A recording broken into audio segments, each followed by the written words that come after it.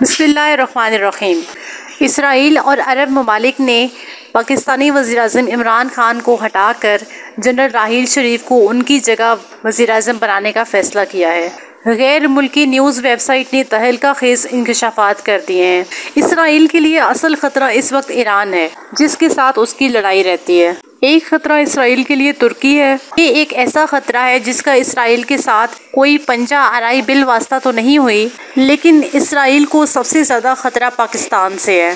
اسرائیل سمجھتا ہے کہ پاکستان ایک ایٹمی ملک ہے اور اس کے پاس دنیا کا بہترین دفاعی نظام ہے۔ اس کی فوج بہت پروفیشنل ہے، ملک میں جہاد کا نظریہ ہے اور لوگ اپنی فوج کے ساتھ مل کر لڑنے مرنے کو تیار ہو جاتے ہیں۔ ان کے پاس میزائل ٹیکنالوجی ایسی جدید ہے کہ یہ جا کر اسرائیل کو ڈائریکٹلی ہٹ کر سکتے ہیں۔ اسی لیے اسرائیل پاکستان کو بہت بڑے خطرے کے طور پر دیکھتا ہے۔ اگرچہ ایران اور ترکی کو بھی اسرائیل اپنا دشمن سمجھتا ہے، لیکن اسرائیل پاکستان پر فوکس کیے ہوئے ہے۔ اس کی وجہ پاکستان کے پاس موجود ایٹم بم اور ایٹمی ٹیکنالوجی اور مسلم دنیا کی سب سے بڑی فوج اور مسلم دنیا کا دوسرا بڑا ملک ہونا ہے۔ اب سعودی عرب اپنی سیکیورٹی کے لیے پاکستان پر انحصار کرتا ہے، اور اگر اب تمام عرب ممالک اسرائیل کو تسلیم کر بھی لیتے ہیں تو مسلم دنیا کی قیادت آٹومیٹکلی پاکستان کے کھاتے میں آ جائے گی اور پاکستان مزید ایک مضبوط ملک بن جائے گا، اور سعودی عرب کی قیادت کی خواہش یا تو کمزور پڑ جائے گی یا پھر بالکل ختم ہو جائے گی۔ اور یہاں پہ آپ کو یہ بھی بتاتی چلوں کہ سعودی عرب اور متحدہ عرب امارات یہ چاہتے ہیں کہ پاکستان کے تعلقات اسرائیل کے ساتھ بن جائیں اور پاکستان اسرائیل کو تسلیم کر لے، تاکہ ان کے راستے کا کانٹا دور ہو جائے۔ پھر وہ کھل کر اسرائیل کو تسلیم کر لیں گے، کیونکہ اس صورت میں ان کے راستے کا کوئی کانٹا سامنے نہیں ہوگا۔ پاکستان پر اس وقت اسرائیل کو تسلیم کرنے کے لیے بہت زیادہ دباؤ ہے، لیکن پاکستانی وزیراعظم عمران خان واضح طور پر کہہ چکے ہیں کہ اسرائیل کو تسلیم کر کے میں اللہ کو کیا منہ دکھاؤں گا۔ اگر عمران خان اسرائیل کو تسلیم نہیں کرتے تو ان پر بین الاقوامی طور پر پریشر آئے گا اور ان کے خلاف پاکستان میں احتجاجی تحریکیں چلیں گی۔ لیکن پاکستان نے دو ٹوک اور واضح الفاظ میں یہ اعلان کر دیا ہے کہ پاکستان کبھی بھی اسرائیل کو تسلیم نہیں کرے گا۔ اور اب آپ کو ایک انتہائی اہم خبر بتاتی چلوں کہ سعودی عرب نے جنرل راحیل شریف کو عمران خان کی جگہ وزیر اعظم بنانے کی کوششیں شروع کر دی ہیں۔ پاکستان اور سعودی عرب کے تعلقات میں کشیدگی کی خبریں کچھ عرصے سے گردش کر رہی ہیں، اور اب اس حوالے سے غیر ملکی نیوز ویب سائٹ نے ایک انتہائی تہلکہ خیز انکشافات کیے ہیں۔ ویب سائٹ نے ایک رپورٹ میں بتایا ہے کہ پاکستان اور سعودی عرب کے تعلقات میں پڑنے والی دراڑ نے سعودی حکومت کو وزیر اعظم عمران خان کے مقابلے میں سابق army chief general Raheel Sharif کی حمایت کرنے پر مجبور کر دیا ہے، اور سعودی حکومت انہیں عمران خان کی جگہ وزیر اعظم بنانا چاہتی ہے۔ اس ویب سائٹ نے یہ دعویٰ خود پاکستانی اور بھارتی میڈیا رپورٹس کے بنیاد پر کیا ہے، جس میں کہا گیا کہ سعودی حکومت سعودی عرب کی قیادت میں بننے والے اسلامی فوجی اتحاد کے کمانڈر جنرل راحیل شریف کو پاکستانی وزارت عظمیٰ کا عہدہ سنبھالنے کے لیے تیار کر رہی ہے، اور وہ وزارت عظمیٰ کے لیے سعودی حکومت کے ترجیحی امیدوار بن چکے ہیں۔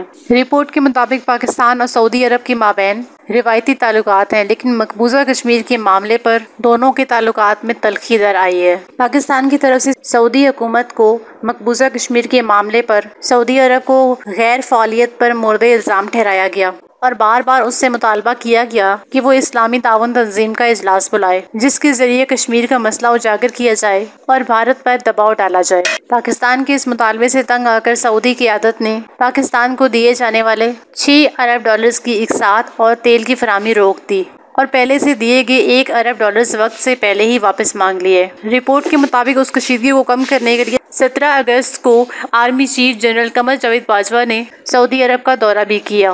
اس دورے سے چند دن پہلے پاکستانی وزیر خارجہ کی جانب سے ایک بیان جاری کیا گیا، جس میں انہوں نے کشمیر کے معاملے پر اسلامک تنظیم کے رد عمل کی تعریف کی تھی۔ دوسری طرف وزیراعظم عمران خان گزشتہ ہفتے پاکستان اور سعودی عرب کے درمیان کشیدگی کی سختی سے تردید کر چکے ہیں۔ نجی ٹیلی ویژن کو دیے گئے انٹرویو میں وزیراعظم عمران خان کا کہنا تھا کہ ہمارے تعلقات بہت اچھے ہیں اور ہم مسلسل ایک دوسرے کے ساتھ رابطے میں ہیں۔ کشمیر کے معاملے پر ایک رائے پائی جا رہی ہے کہ اسلامی تعاون تنظیم کو آگے آنا چاہیے۔ بہرحال سعودی عرب کی اپنی جگہ ایک خارجہ پالیسی ہے، ہمیں یہ نہیں سوچنا چاہیے کہ سعودی حکومت وہی کرے گی جو ہم چاہتے ہیں۔ یہاں پہ آپ کو یہ بھی بتاتی چلوں کہ بحرین نے اسرائیل کو تسلیم کرنے کے لیے امریکی مطالبات پر شرائط عائد کر دی ہیں۔ بحرین نے بھی اسرائیل کو تسلیم کرنے کے لیے اصولی موقف اپنا لیا ہے۔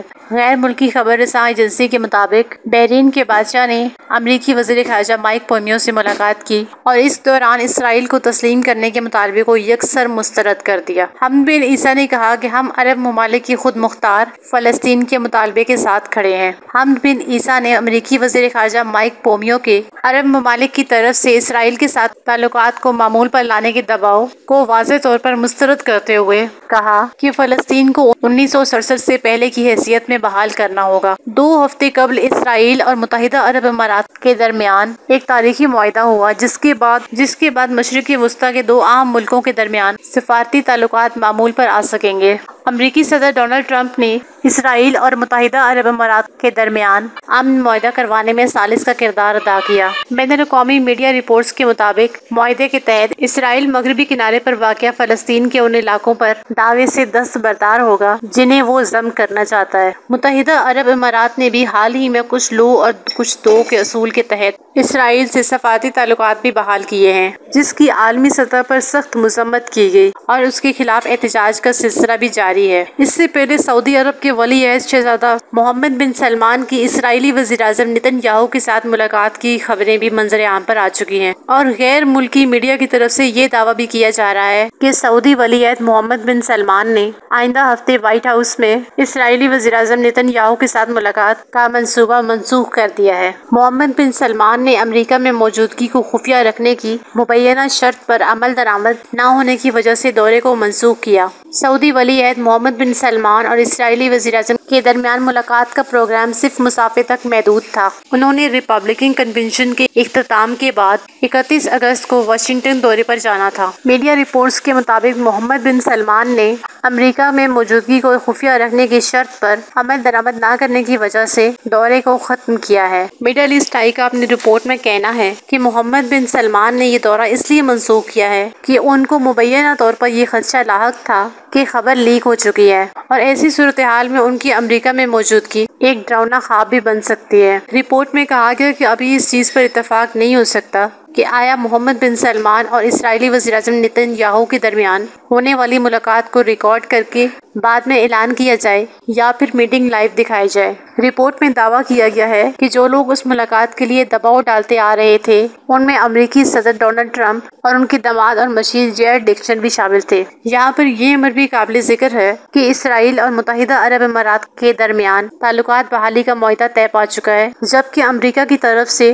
یہ دعویٰ بھی کیا جاتا رہا ہے کہ مزید عرب ممالک کو بھی مبینہ طور پر اس معاہدے کی طرف آنے کا امکان ہے۔ سعودی ولی عہد محمد بن سلمان کے دورہ امریکہ کی تاریخ پر اتفاق ہو چکا تھا اور ایک پروٹوکول ٹیم پہلے ہی روانہ کر دی گئی تھی۔ اس رپورٹ میں بتایا گیا کہ محمد بن سلمان نہ تو سعودی سفارت خانے میں رہنا چاہتے تھے اور نہ ہی سفارتکار کی رہائش پر، کیونکہ معروف مقامات پر مظاہروں کا امکان ہوتا ہے، اور اس مسئلے کو مد نظر رکھتے ہوئے ان کے قیام کے خفیہ مقام پر 4 گھروں کو خریدا گیا تھا۔ تاہم دورے کا منصوبہ اس وقت منسوخ کیا گیا جب ولی عہد کو رپورٹس موصول ہوئی کہ دورے کی اطلاعات لیک ہو چکی ہیں۔ اس میں کوئی شک نہیں کہ عربوں کے دل، بالخصوص سعودیوں کے دل، یہودیوں کے ساتھ دھڑکتے ہیں، کیونکہ ان کے دلوں میں شروع سے ہی دین نہیں بلکہ دنیا کی محبت چھائی ہوئی ہے، اور اب اسی وجہ سے وزیر اعظم عمران خان کو ہٹا کر جنرل راحیل شریف کو وزیر اعظم پاکستان بنانے کی خبریں سامنے آ رہی ہیں۔